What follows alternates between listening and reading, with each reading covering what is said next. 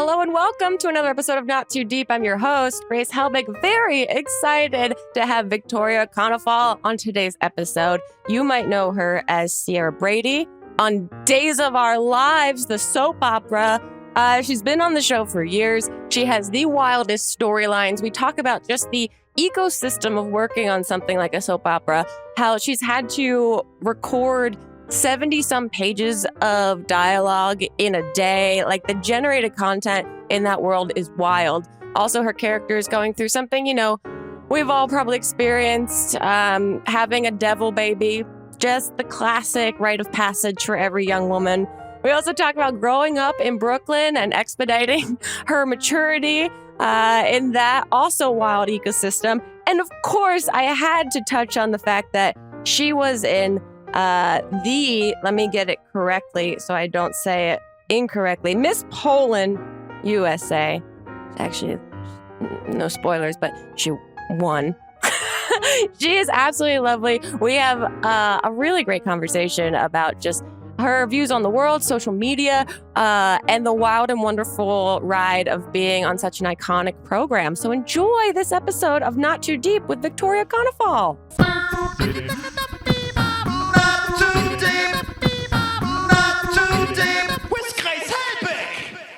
And we're in. Victoria, it is so awesome to talk to you. So awesome to be here. Thank you so much for having me. Of course. Okay, I want to get into everything that you're up to now.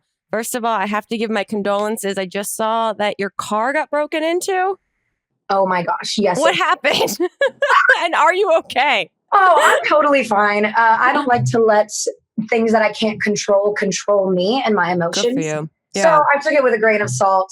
I am I was upset. I was also upset at the bad job they did because they robbed me, but they were very messy about it. They took my little TV console, but they broke it on the way out. So it's not worth as much now. Wonderful. If you're going to rob me, do it right. I feel a little bit protected. But I was actually at Mammoth over the weekend. Okay. For a little snowboarding trip, and I come back and my car is just broken into. They took everything, even my hand sanitizer. Wow, your hand sanitizer too? I didn't realize it was that big of a commodity still, but oh well. Like they took my hand sanitizer and everything. Wow.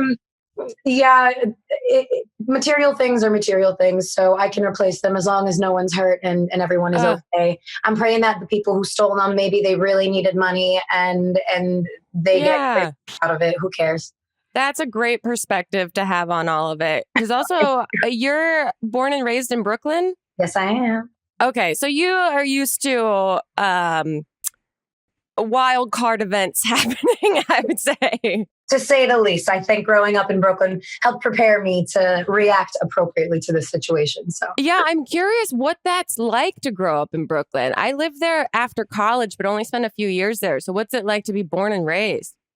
I mean, it's awesome. I have so much Brooklyn pride. It really shapes you into just being a loving, accepting human. I never, I grew up surrounded in culture. I grew up immersed in art and film and music and just living at the center of where all that breathes is so special.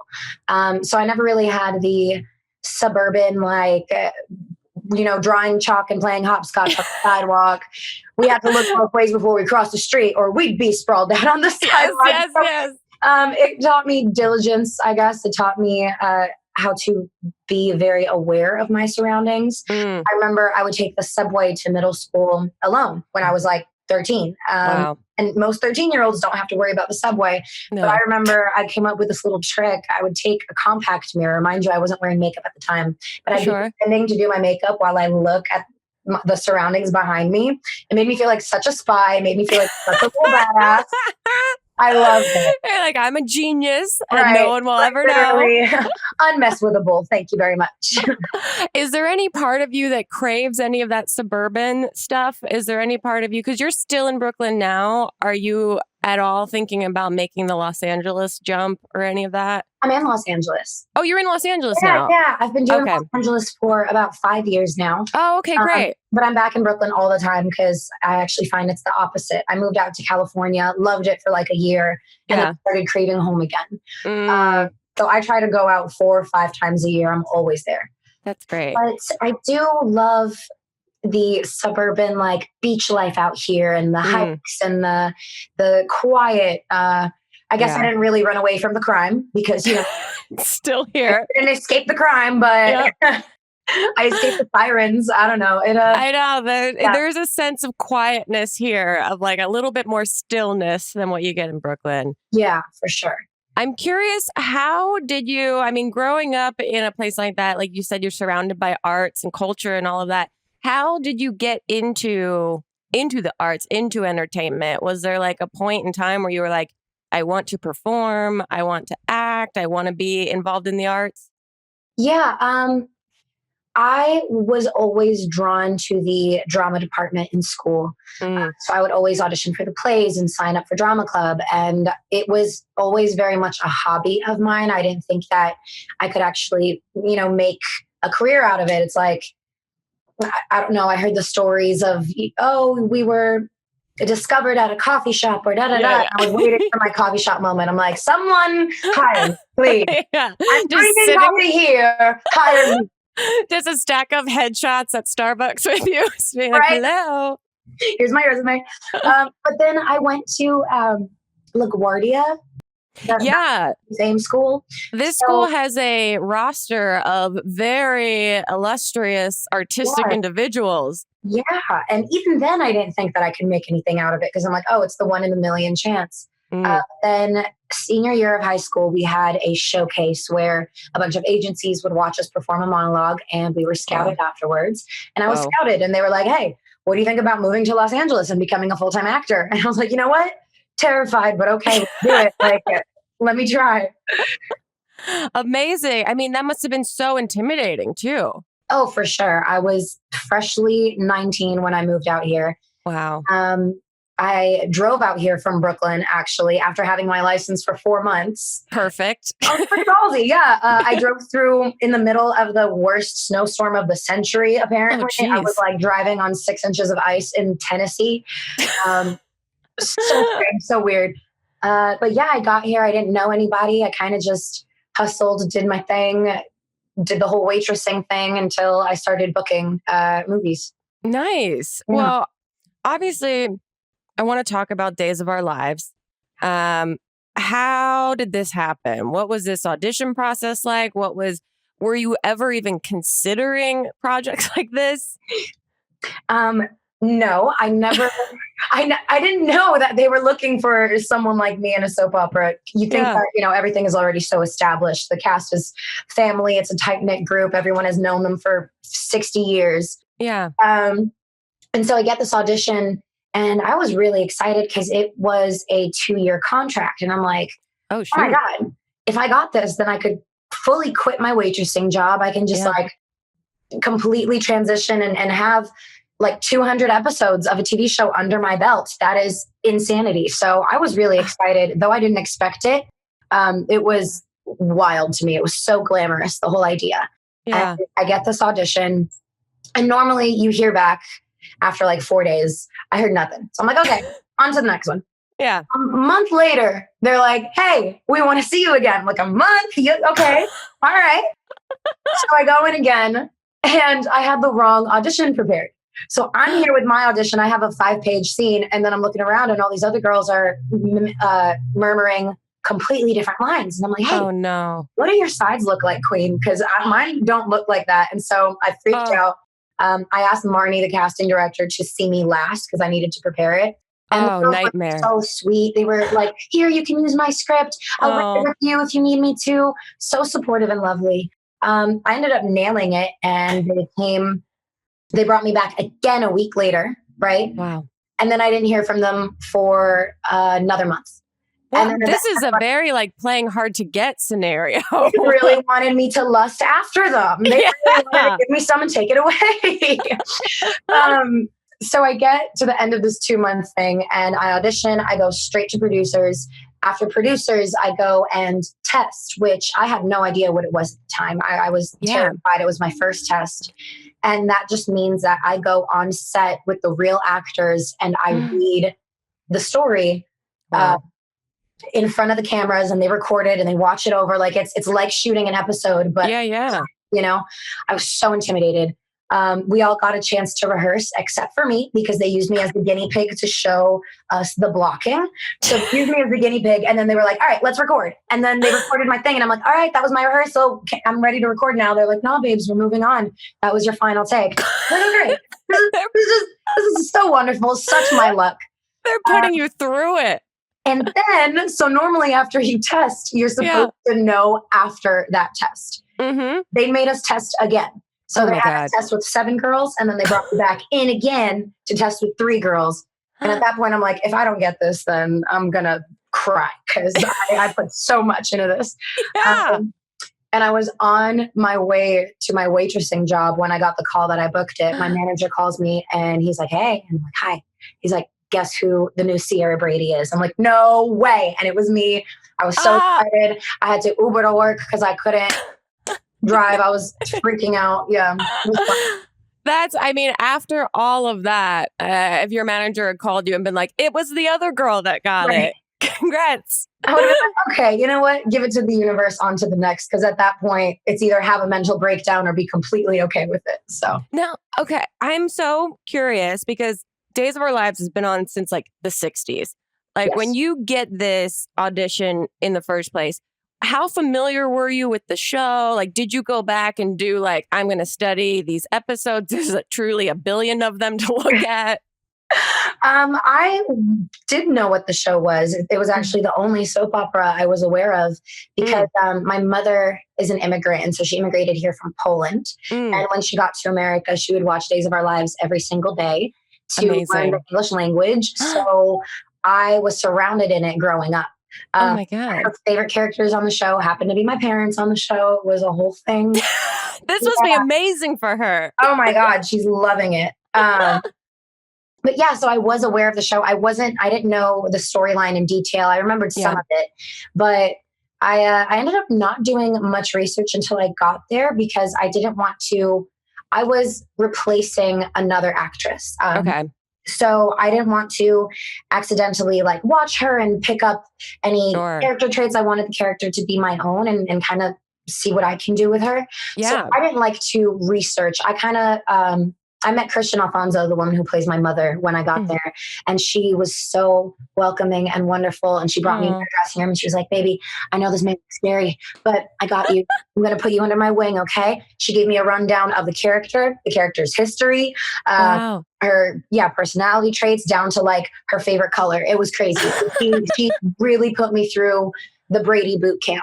And amazing. Yeah. Yeah. It was lovely.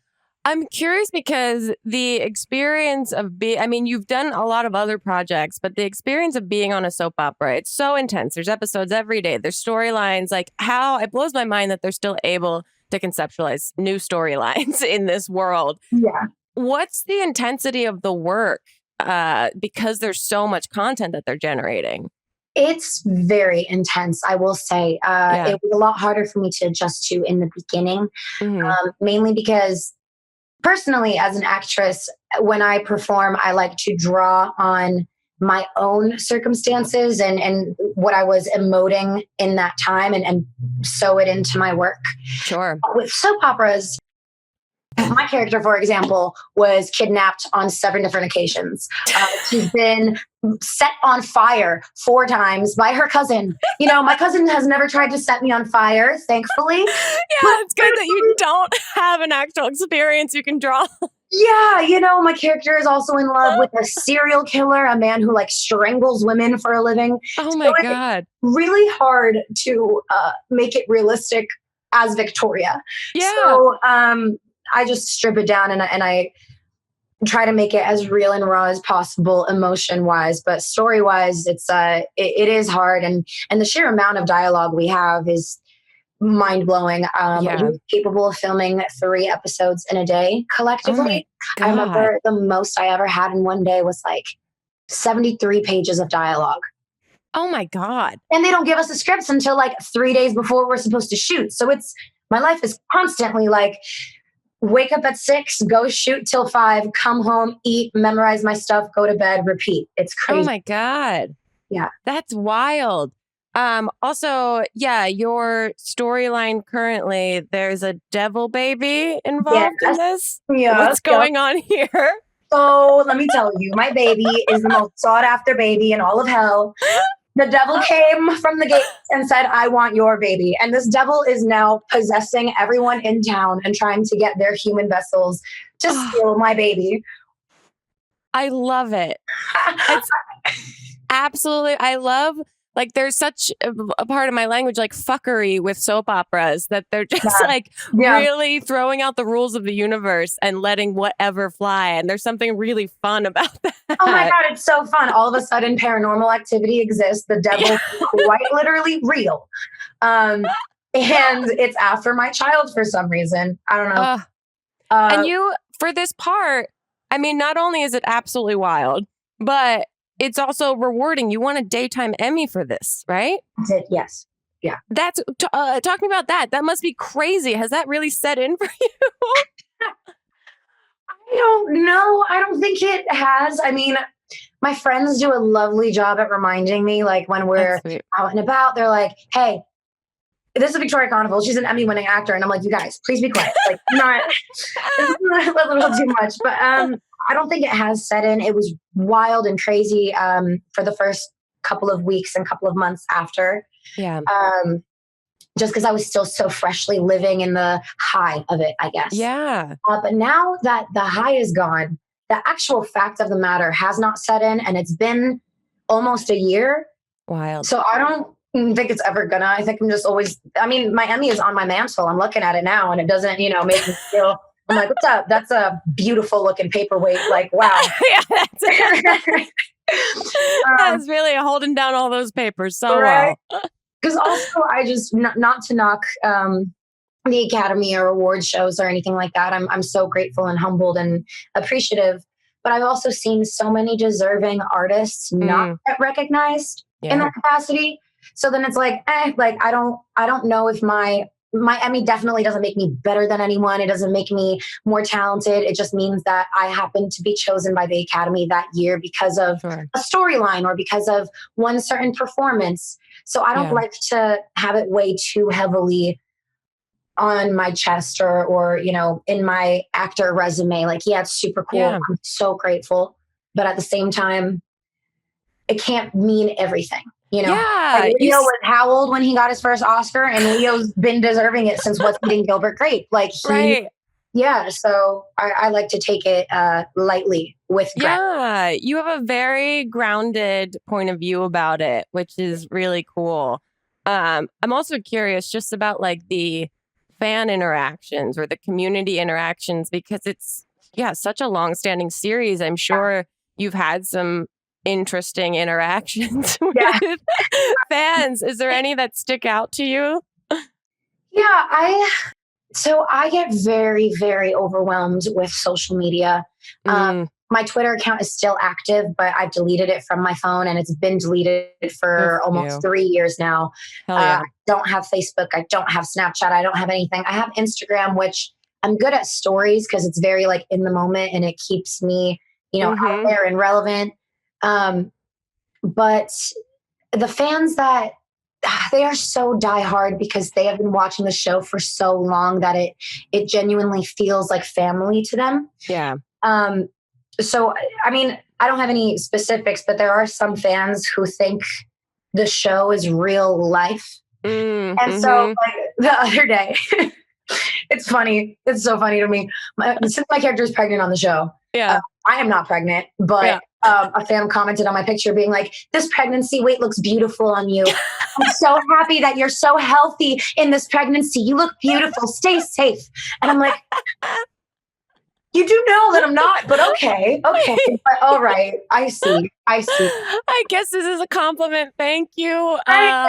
You're telling me that I'm glowing. I love it. Thank you. Well, I'm also curious because the workload, like you said, sounds so intense. What do you do when you're not working? What's your go-to? Are you watching anything? Are you going out? You said you were out of town over a couple days ago. Like, what's your go-to? Oh man, I like to do everything. I'm pretty eclectic in terms of what I like to do. I really love exercising. That's something that I do a lot. Nice. Kickboxing in particular. So I will go hiking. I will do my kickboxing. I do love watching movies right now. I'm obsessed with Euphoria. Oh my God. Oh my God. Yellow Jacket is good. Dexter, New Blood is good. Yeah. There's so many things that I love to watch. I love going to the cinema now that we can again. Yeah. Yeah, traveling, snowboarding, to the ocean, to the window, to the wall, everywhere. That's great. I mean, it's nice to, shake your brain up a little bit. I mean, like you said, you're on set so much and you're consuming so many lines and scenes and moments that getting connected to the real world, I'm sure is huge. It's so fun. What else are you working on, or are there things that you want to be working on? Because I know, what was it that you, before the pandemic, like when your contract ran out, you kind of wanted to try something else? Yeah. Such timing. Yeah, right. So my contract was up after 3 years, and I was ready to kind of move on, dip my toe into other projects. I missed being on a movie set versus a soap set. It's a very different experience. And ultimately I would have wanted to do like a location shoot. Yeah. Then 2 weeks later, they shut down the world completely. Oof. And then 10 months after that, they picked production back up. Mind you, all of us were unemployed. This was still back before we even, it was really hard. And they asked to have me back as a contract player. And I'm like, well, this is kind of tricky because I didn't even have a chance. I know I've been away for 10 months, but I haven't had a chance to dip my toe. Yeah. So I agreed to a 16-week contract. And then after that, they wanted me back for another year. And I was like, hey, I can't do it. Like, I did quit for a reason, just because, like, I love y'all, appreciate you so much, but understand me and where I'm coming from. My artistic integrity was no longer being fulfilled. I needed a change, a switch up.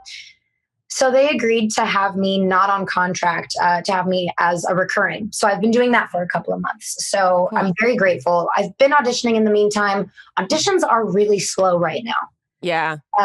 So it's like I've gotten a couple of films. I do have something on the horizon. A friend of mine is actually producing a film in the South, and he pitched it to me. I can't really talk much about or the storyline, but I like it. So I think I'm going to go ahead and take some time off and do that. So I might be putting on my cowgirl hat next and going to the Very fun. Okay, well, we won't spoil any of the secrets. We're going to take a quick break. When we get back, guess what? I have a bunch more questions for you. Amazing. So, love to answer. We'll be right back with more Not Too Deep. Not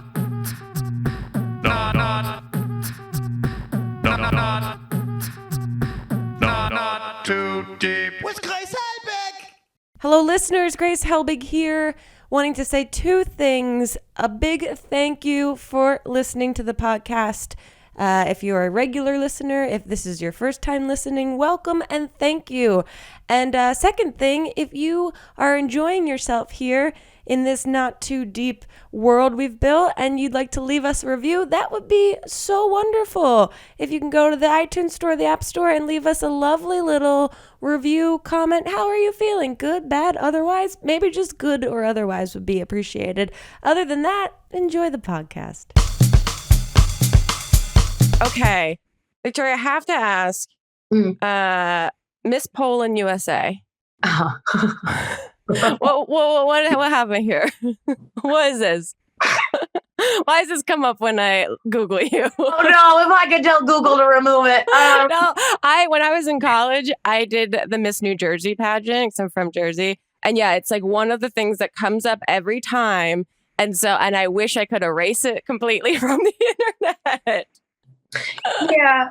So my mother was like a self-proclaimed pageant mom, even though I wasn't a pageant kid. She really wanted me to do it. Yeah. So in order to qualify for Miss New York, it wasn't even a physical pageant. or Miss Poland, New York, whatever. Yeah. You just submitted my picture with a little bio. She wrote it for me, didn't tell me she was doing it. And I come home from school one day. She's like, yo, how's school? I'm like, oh, good. Oh, by the way, you're Miss Poland, New York now. I'm like, what? What? What? She's like, yeah, you're going to be competing in the Miss Poland Universe pageant in 2 months from now. Oh my God. Okay, good to know. Thanks. So she signs me up for it and I go. And when I tell you, I didn't, it's not like I did it in a disrespectful way, but I didn't give a fuck about it at all. Yeah. So like I showed up in sneakers and a leather jacket and like, not to knock, anyone who loves the pageant life, but like these girls were, all done up and I'm not really the kind to like being done up like that. Sure. So they're all trying so hard. They fly from Arizona, they fly from California, they fly into New York, from everywhere. Yeah. And I'm like, I'm chilling. I don't care. I even messed up during one of my monologues or something. It was supposed to be my turn, or I thought it was my turn. It wasn't. I walked on and I grabbed the mic. Mind you, they had called a completely different girl. And I'm like, what? I was like, my bad. And they called my name and I won. And I'm like, really? Interesting. Incredible. I guess they loved the quirky, goofy, not trying too hard attitude. I don't know. But the girls cried once they called my name. Like they were very upset that I shouldn't have won. I really wanted someone. A friend of mine was in it and she wanted to win so badly. She tried 5 times and I was holding her hand and I'm like, you got this. And then they called my name and I was like, oh shit. I'm so sorry. So I'm assuming that the pageant world is now out of your system. Yeah. Okay. Good. I mean, you got to try it once. It's a wild world, and the people that make it their full-time thing, I'm just fascinated by it. It's like so not something I connect to, but the people that know, it's a true skill to know how to do that stuff. It's a lot of mental commitment. Just to think about taking it seriously, it would be a lot of stress and pressure. It's kind of like the modeling world, I guess, but even more pressure. I have no idea. There's just, I never want to sign myself up for anything that will judge me based on my beauty, because I feel like I have way more to offer than just what I was born with. Totally. So yeah, but that's great. Yeah, it was fun. It was a fun experience. You have to kind of smile at all of it, because it is like it's a world in which everyone's really truly trying. Yeah. Okay, what's this dance situation going on with your brother-in-law? Oh my gosh, yeah. Yeah, what is this? Are you into, is it ballroom dancing? Is it, okay, what is this? So I did ballroom dance when I was younger. Okay. But I very much, though I'm Polish, I'm as white as white gets. I did my ancestry. I'm like 99% Polish, 1% Finnish. Oh, wow. I really identify and appreciate Latin culture. So most of the time in my home, I will listen to Latin pop.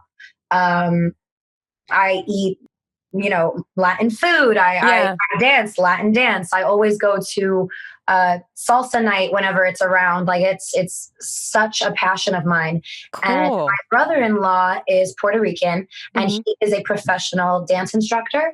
And my sister owns a ballroom dance clothing company. And like the way they met was so romantic. It was at a competition, a dance competition. And he saw her and thought she was cute and he like wanted to give her a present. So he was emceeing and he handed her a light bulb, like from the MC podium to represent a flower. I don't know. They were so cute. And now they're, married and they host this thing called Latin Fridays together. So at his dance studio, he performs sometimes with, the models that model her dresses, and they wear her dresses. She'll sell her apparel and he will perform. And I was in town once and they were like, here's a funny idea. You've always wanted to learn how to, do a big professional dance. Latin Friday's coming up. You're going. What if we, market it as like Emmy-winning actress Victoria does Latin Friday? Yeah. And I loved it. So he taught me the routine in 5 hours over the course of 3 days. And I did it. And I was wearing my sister's clothing. It was amazing. It was so much fun.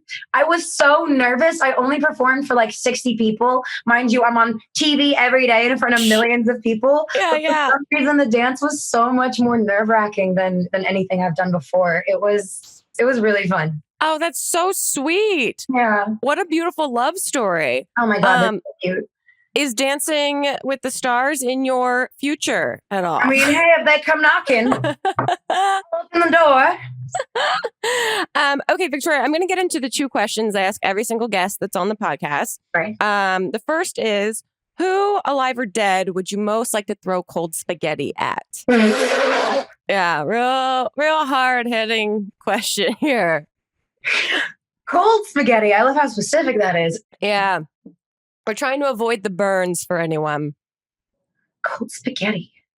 And I like to think of this as just an answer that comes up now. This is something that obviously can change on a daily basis, hourly basis. It's just who in this moment. Now, so the cold spaghetti, it's meant to be unpleasant, right? I would like to. Technically, it's up to you. You can throw it joyously. You can throw it in celebration if you want. It's entirely your intention. Okay. Mm-hmm. Even though, okay. All right. This is completely joyous. Okay. No malintent, nothing. M&M, just because mom's spaghetti is so popular. Like, hey, here's some of my mom's spaghetti, and just shower him in the spaghetti. And then I would throw some on myself too. And I would dance around with M&M in a field filled with cold spaghetti. I feel like this has the possibility to be a plot line on Days of Our Lives in the future. Call the writers. Yeah. Okay, the other question I ask every single guest is to tell us your worst pants shitting story or like a bathroom emergency situation. But you can only use 3 words or like small phrases to describe this situation. So, for example, mine is college jogging front lawn. Okay. Yeah. Okay. And it can be... Oh, you got one. Okay. Gas station? Gas station. Gasoline. Oh, shit. Modern Family. Well, I won't give any follow-up questions to that. I'll let everyone paint the picture. With Modern Family and all that, are there dream shows that you like would love to be on? Are there like things in your mind that you manifest or try to? Mm-hmm. I was on one episode of Modern Family once. That was so much fun. Incredible. My story kind of ties into that. But I mentioned Euphoria earlier. Euphoria is something that I would love to sink my teeth into just because of how riveting the storyline is. It's very triggering for a lot of people, so I understand why it's avoided. I actually like the way that they're airing it out now, that there's space in between, because I binged the first season in one day and I was depressed for about 4 weeks. It's really hard to watch. I know it's on my short list of shows to get into, but I know the intensity, or I've heard how intense it is, that I'm like, I have to be emotionally prepared, I think. And separate it, like give yourself time to watch it in increments, because watching it in one day, that was a mistake. That was a big mistake. It was the reason I called my first therapist. Like there you go. There you go. Yeah, I wonder if therapists have had like an uptick in the amount of people reaching out to them specifically triggered by that program. Oh, I bet. But yeah, Euphoria, something. I don't really see myself being in sitcoms or cute little comedies. I would need something more serious, like any kind of HBO. Something that will really force me to research and become the character. Something that I played for so long, she's pretty similar to myself. And it's very easy for me to transform into Sierra at this point. I want something that will challenge my ass off. I just want to throw myself in. Where's Victoria? No one's heard from her. She's too busy working on her character.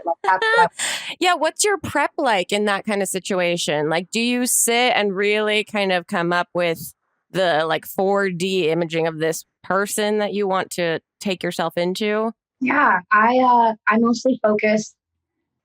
Music is so important. Music can alter my mood personally. I'm the type of person that's very influenced by music. So if I hear something dark and dreary, I can turn into a Euphoria character. If I'm listening to Walking on Sunshine, then, I will be that girl skipping across the lawn, laughing at the girl who pooped her pants on the college front lawn. Exactly. So music helps a lot. And I don't like to give her, like, when I work on a character, I give her a little bit of a backstory. Mm-hmm. I like to focus on the attitude of the person, because then it's like, what is your actual personality? Not how you would react in the situation. What is the character's personality? Are they going to cry when their car gets broken into, or are they going to laugh it off? And, like, you work on those specifics and you really get a well-rounded idea of who they are. Something also that's kind of funny that I like to do is I like to give my characters zodiac signs. Oh, yeah. So I'll like, my character on Days of Our Lives is a Scorpio, as am I. Nice. So that helps me shape her and who she is. But I fully do their birth charts and everything. And I'm like, all right, this is my character, and that's who I'm playing. I'm just now getting into astrology, and I'm so excited about it. But it's also... What's that? What sign are you? I'm a Libra, mediator, fair and balanced, all that good stuff. The pretty group. Yeah, it's like learning another language. It's pretty wild. Yeah. I'm so fascinated by all of it, but it really feels like you have to study to remember everything. To get a grasp on what it is. I've been doing it for 5 years now, just looking into it seriously, and it's a lot. I still have no idea what I'm talking about, but it's fun. Yeah. I'm just like, are we in retrograde? Where's Mercury? What's going on? Retrograde. That's why I got robbed. Watch. Yeah. Don't make any big plans. Not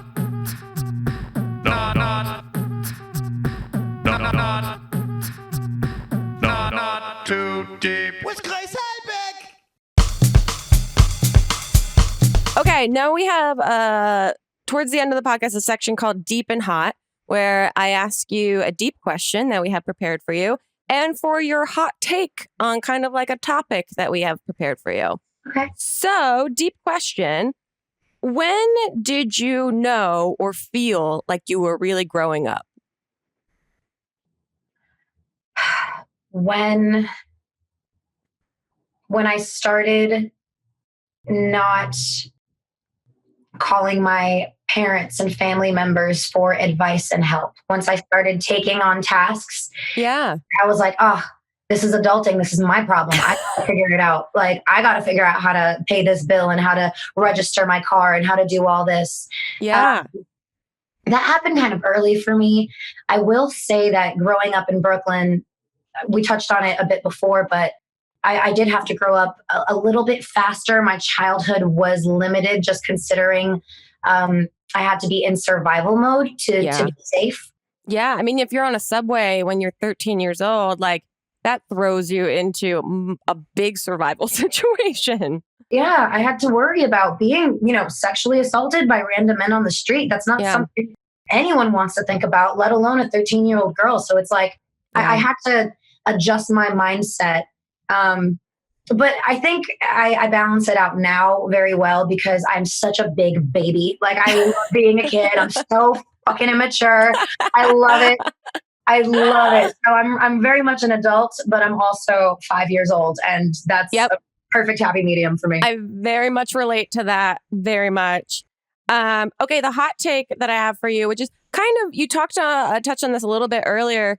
I'm curious about, because even in looking, doing some research and looking at everything that you're doing online, you keep kind of a low profile on social media and that kind of stuff. I'm curious what your like hot take or thoughts or relationship with social media is for you. I think it can be a very powerful tool if used the right way. I think that like every business, I'm like, oh, let me check their Instagram so that I can find them, see their inventory, see where they're located. I think for businesses, it's important. But I think, and I guess like as an actress, I am my own business, right? That's the only reason why I have Instagram still to the public eye. If I wasn't an actress, then I'd have a little private one for me and my 3 friends.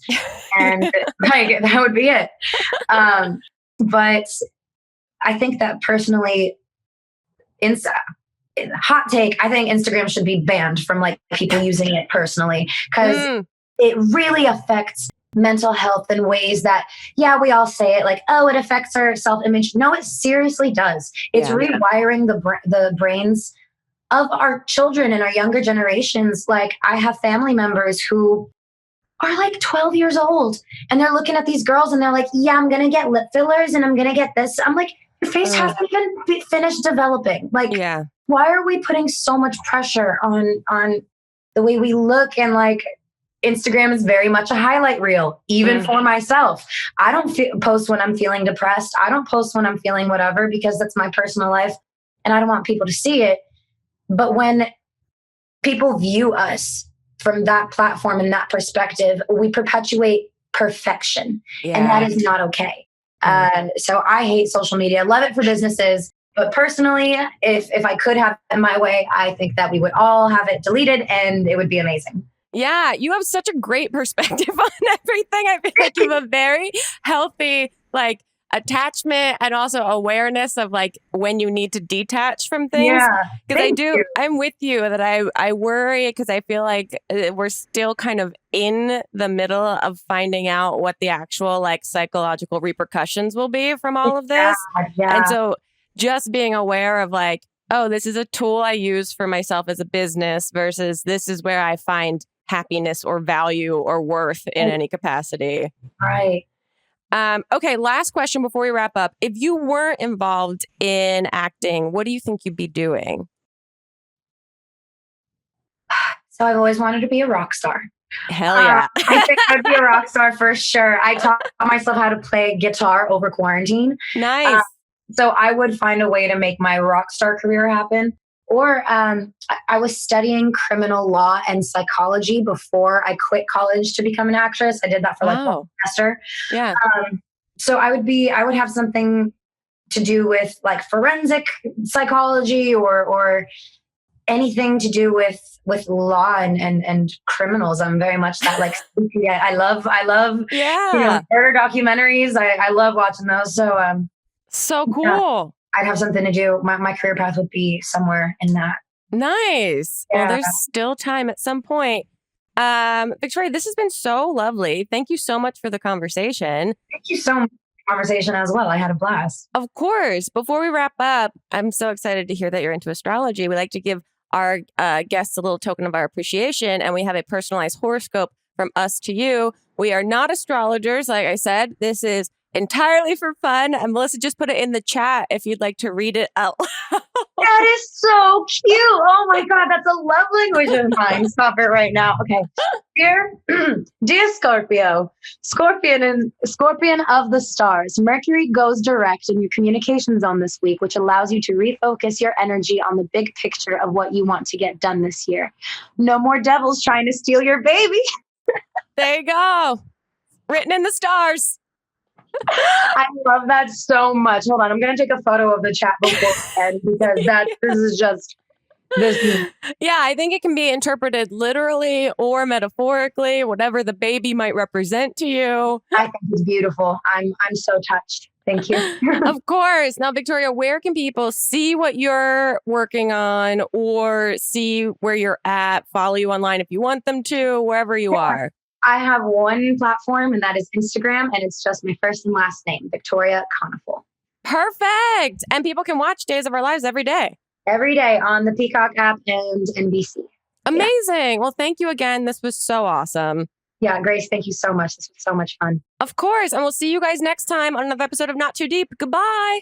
Too deep, too deep, too deep, not too deep with Grace Helbig. Not Too Deep is a production of Grace Helbig Incorporated, producer Melissa D. Montz, edited by Shireen Lani Yunus, post-production sound by Chris Henry, and an extra special thanks to Flula for the theme music.